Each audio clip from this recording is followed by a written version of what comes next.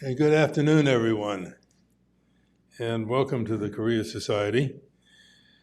I'm Jeff Shafer, Chairman of the Board of Trustees for the National Committee on American Foreign Policy.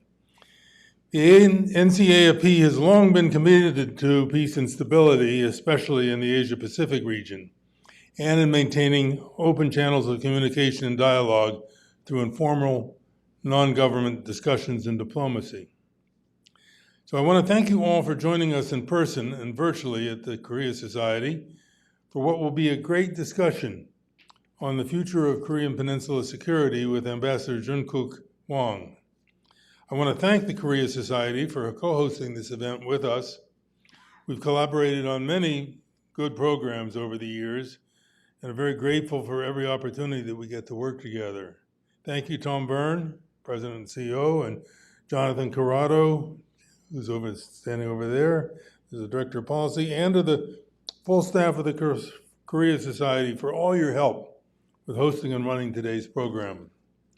In recent months, tensions have escalated on the Korean Peninsula, from an increase in North Korean missile testing and an uptick in U.S.-South Korean military cooperation drills to Kim Jong-un's directive to amend the country's constitution and remove the aim of peaceful reunification with South Korea, along with renewed support from China and Russia.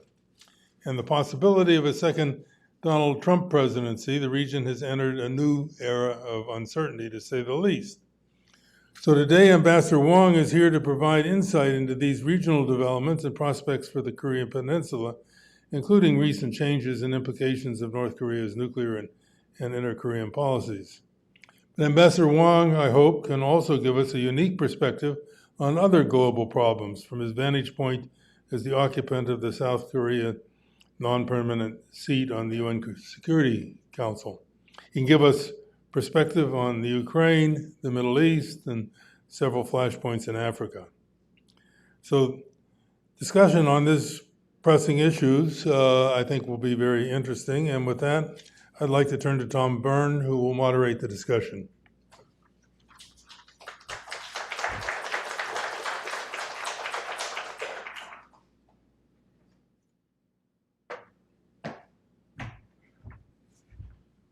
Okay, well, welcome to the Korea Society. We have a great turnout today, so thank you all for coming, and thank you, Jeff, for your introduction. The Korea Society always looks forward to partnering with the National Committee on American Foreign Policy. So my name is Tom Byrne. I'm the President and CEO of the Korea Society, as Jeff just said. We're delighted to welcome our friends from the Republic of Korea Permanent Mission for today's very special program.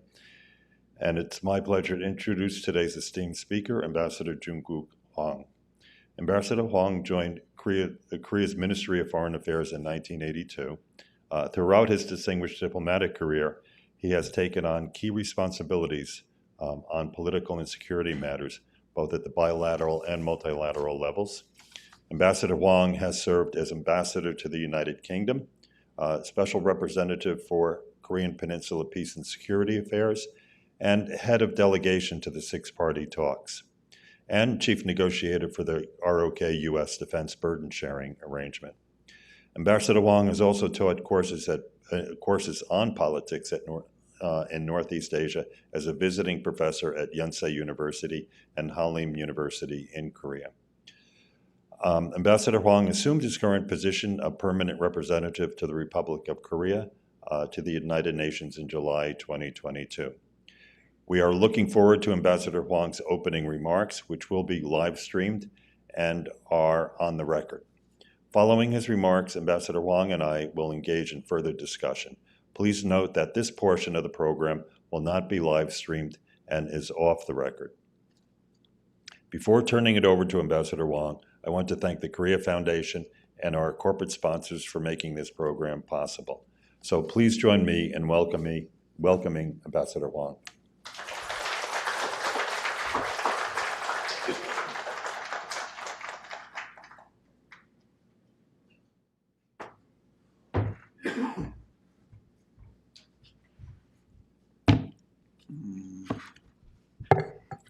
Thank you, Tom, for kind introduction. And thank you, Jeffrey, and the Korea Society, and the NCAFP for organizing this occasion.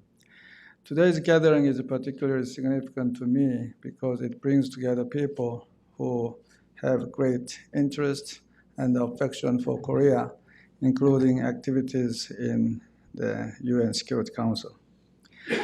Today, I'd like to share with you the Republic of Korea's vision as a member of the Security Council for 2024 and 25. As you are well aware, the Security Council holds the primary responsibility for the maintenance of international peace and security in accordance with UN Charter. Despite strong and understandable criticisms of Security Council's ineffectiveness and even powerlessness in the face of significant international security crises like Ukraine, Gaza, and North Korea, the Security Council remains the singular body in the world capable of taking enforcement actions which are legally binding on all UN member states. Since the establishment of the post-World War II international order, the authority and raison d'etre of the Security Council remains essentially the same. It is still irreplaceable.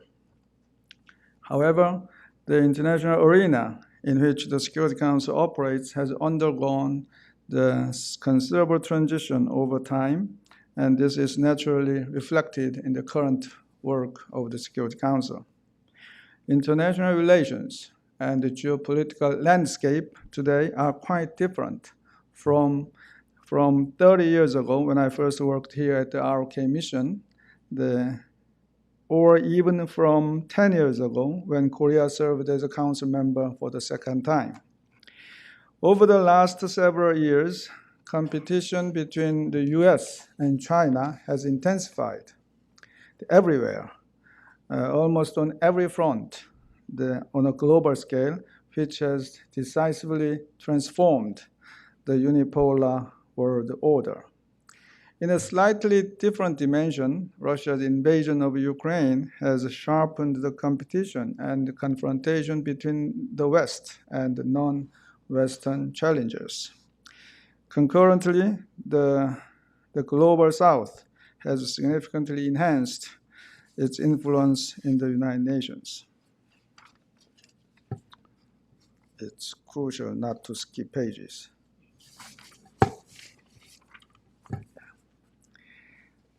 For example, the African states are leveraging their unity through the African Union, and the small island developing countries have raised their common voices in the midst of increasing competition among the big powers. Meanwhile, Korea's international stature has also significantly improved. Currently, Korea's fiscal contributions to the UN budget rank 9th among the 193 UN member states. Korea's extraordinary success in achieving economic development and political democratization, in tandem with the global popularity of K-pop, K-culture, and the recognition of its creative soft power, has positively changed its image and status in the world. Indeed, Korea has emerged as a major powerhouse in the United Nations. Against the backdrop of these rapidly changing international dynamics and Korea's elevating status, we proudly joined the Security Council and now actively participate in daily discussions, negotiations, and decision-making processes on global peace and security issues alongside the other 14 members. The Security Council deals with over 60 regional and thematic agendas. Among the thematic issues, Korea's priorities include peacekeeping and peace building, women, peace and security, climate and security, and cybersecurity.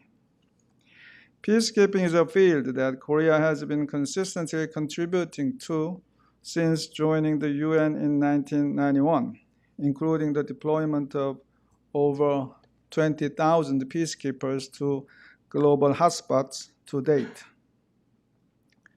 In peace building, Korea aims to make substantial contributions by addressing the root causes of conflict based on our experience as chair of the Peace Building Commission in 2017. Women, peace, and security has been a vital thematic issue in the Security Council for over 20 years, with the understanding that women's human rights and gender equality are central to the maintenance of international peace and security. The impact of the climate change on global peace and security is also undeniable, especially to many developing countries, including Africa, the Pacific Islands, and Central Asia. Climate is not only a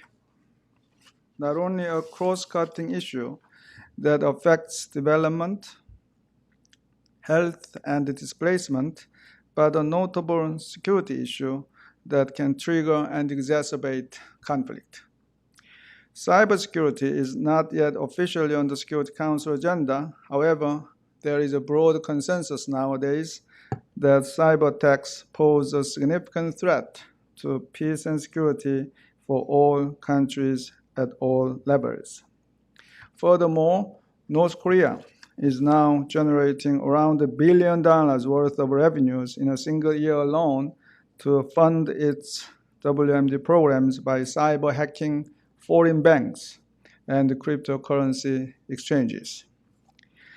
Despite the lack of a consensus in the Security Council on how to address emerging cybersecurity issues, the Republic of Korea aims to elevate its profile in the Security Council. Among regional issues, we are vigorously participating in discussions on pressing issues like Gaza, Ukraine, Sudan, the Sahel, and Haiti. Today, the world is facing the highest number of violent conflicts since the foundation of the UN, with 2 billion people, or 1/4 of humanity, living in conflict-affected areas.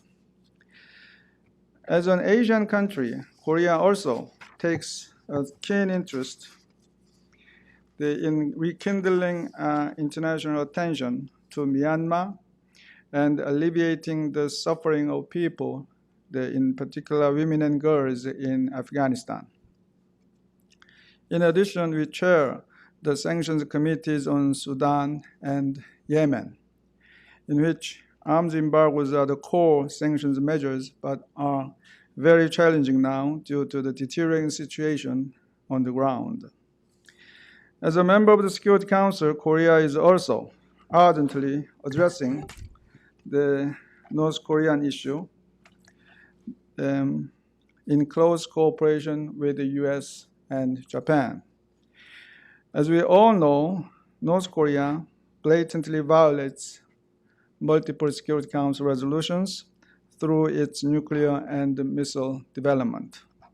Over the last several years, it has not only increased its threats through rhetoric and actions, but also changed the very nature of the threats. They have focused more and more on the development of tactical nuclear weapons and the various types of advanced short-range missiles. And they lowered the threshold for the use of tactical nuclear weapons, and even allowed for preemptive nuclear strike against the Republic of Korea. At the beginning of this year, Kim Jong-un even stated that the Republic of Korea is no longer a fellow nation or a partner for reconciliation or unification, but a foreign country, and in fact, North Korea's invariable principal enemy. This clearly exposes his intention to subjugate the Republic of Korea using all available military capabilities, including nuclear weapons. Such a redefinition of inter-Korean relationship and the change in their nuclear doctrine are closely interrelated. It seems to me that this represents Kim Jong-un's long-term strategic shift rather than short-term tactical adjustment, probably out of his recognition and fear of the ever-widening national power gap between North and South Korea. Moreover, this shift coincides with the regime's tightening of totalitarian control over its own people, with even the introduction of new laws imposing death penalty for merely watching South Korean dramas. Under these circumstances, we aim to address the North Korean issue in the Security Council in a holistic manner, combining the nuclear and the human rights issues. These issues are two sides of the same coin because all of their illicit and egregious behaviors and policies boil down to just one thing: the survival of its unique political system. Moreover, DPRK nuclear issues and human rights and humanitarian situation are inextricably interlinked as the DPRK diverts national resources to its WMD program at the expense of basic human needs and well-being of North Korean people. Further, the DPRK funds WMD programs partly through direct human rights abuses such as forced labor, domestic and overseas. Due to such direct linkages with international security matters, the DPRK human rights situation has been a standalone Security Council agenda item.